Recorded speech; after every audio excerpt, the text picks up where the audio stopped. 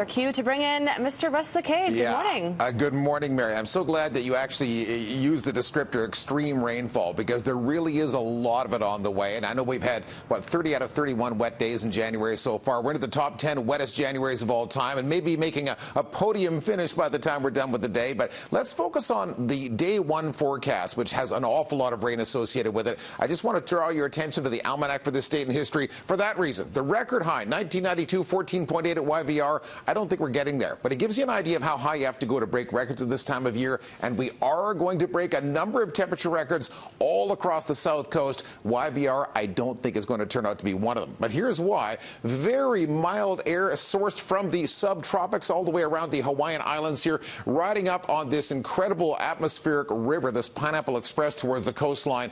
Big lobe of heavy rain upon us right now, and the jet stream is going to wiggle back and forth a couple times throughout the course of the day. So what that means is the heavy rain that's here right now will probably lift into the mountains for a spell this afternoon, and then the cold front at the rear of that system descends across the region again, and it will be pouring late today into the night and probably into Saturday morning. So it might not be 24 hours of steady rain, but where it's raining, it's really coming down with this weather system. We'll get into the details of that momentarily. Just zooming in on the south coast right now to show you the distribution of some of the rain around the region. Well, it's pretty wet out there, I'll put it that way. But across the lower mainland, everybody's getting wet this morning. I did sort of go through a number of the computer models and try to get a handle on how much rain are we talking about region by region, because of the fact that that front is likely going to lift into the mountains during the middle of the day. I think if we add it all up by the time we get to Saturday morning, our 24-hour rainfall totals might be up to 50 millimeters for coastal areas in southern suburbs. It may be up to 75 or 100 for areas a little further inland, closer to the North Shore Mountains,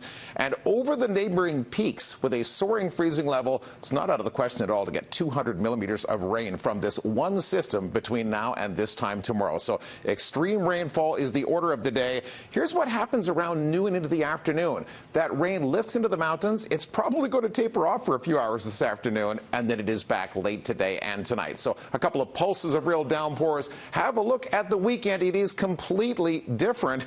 Showers wrap up tomorrow morning. The sun is coming out on a windy Saturday afternoon, about 8 degrees. Groundhog Day, cold enough for not just showers, but probably flurries mixed in as well. And early next week is chilly. Sun and frost for Monday. Heads up for snow. It's in the Tuesday morning forecast.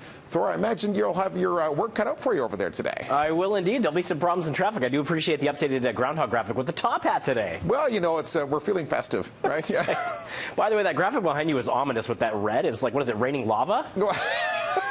I'm fiddling with the colors and everything, just trying to give you an idea of the different amounts of rainfall, but it does look a bit ominous. I know, yeah. You got the message across. Ring of fire, yeah. Okay, thanks a lot, Russ.